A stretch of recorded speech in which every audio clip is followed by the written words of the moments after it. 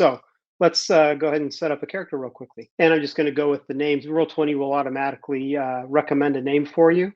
If you're the GM, something that will be especially important is if you're making characters for your, or setting up character sheets for your players, you need to make sure that you put it in their journal and make them so they can edit and control.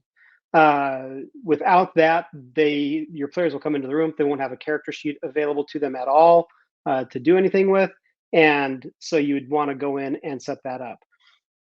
A lot of times the way that I handle that is I will just create a character sheet for each of them and make it accessible to everybody in the game. And then once they join the game, then I can restrict it to just that person.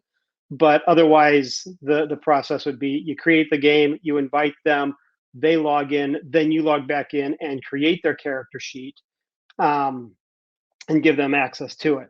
If you do this, then they can get in on their time and you don't need to be involved anymore. Other than when you come back in for the game day, you can restrict the access to it.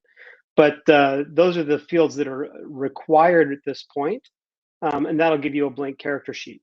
Now, they click on the character tab and they can begin filling the sheet out.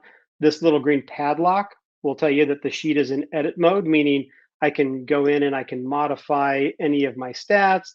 I can add skills. I can show my core skills. I can add a few more if I want. Just click on that. And now those skills are available. Hover over them and you can set the rank for those. If you click on the little cog, you've got access where you can add some additional information. For example, if you have edges or hindrances that may affect your die rolls, your skill rolls, you can set those here. If you have edges or anything that may modify the wild die that you roll when you're using that particular skill, you can select that here.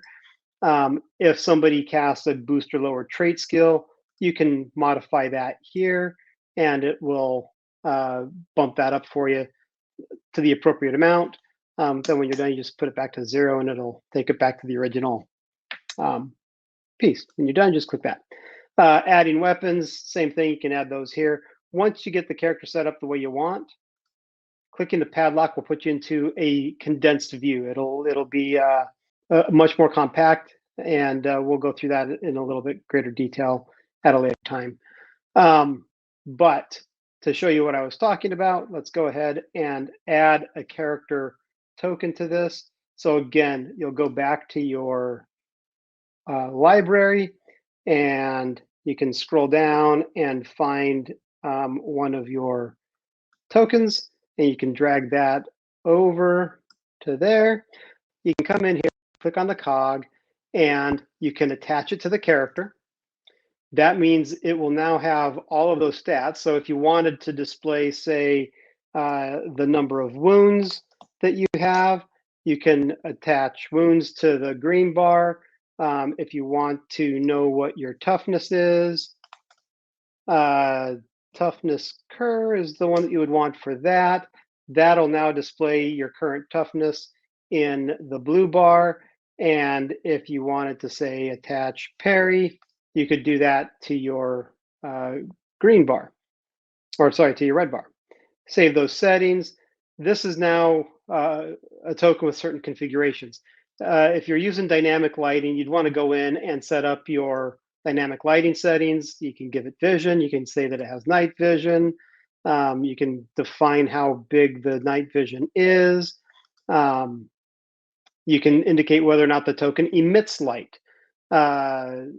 And if they do emit light, how far out does that bright light go? So maybe we'll say it's 5 feet. You can indicate whether or not they have low light. You can indicate your direction. So 360 would be it emits light completely around the token, whereas if you did it at 45, it would do 45-degree angle type of lighting.